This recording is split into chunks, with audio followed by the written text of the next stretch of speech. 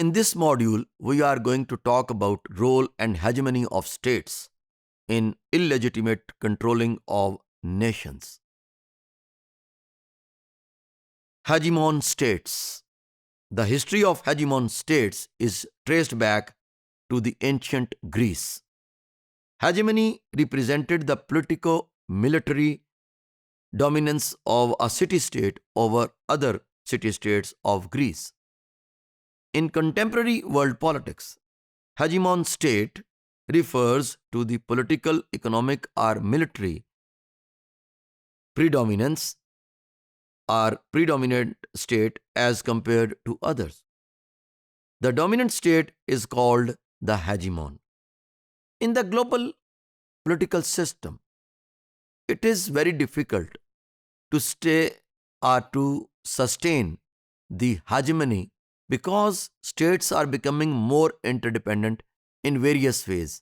Small states are interdependent upon highly developed states, and highly developed states are dependent upon the small states.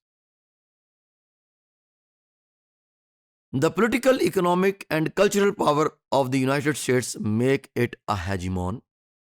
United States played a significant role in developing global institutions and have tendency to influence and interfere in most of the countries at the global stage.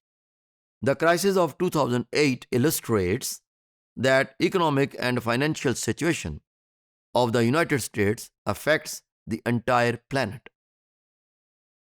After the 1991 disintegration of Soviet Union and its transformation as Commonwealth of Independent States give rise to a unipolar world system that was led by United States of America, and it made America a hegemon after 1991.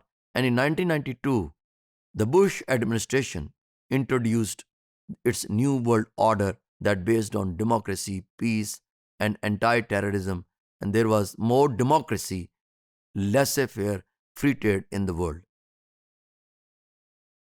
The US dollar is the first currency that has been confidently used in international trade.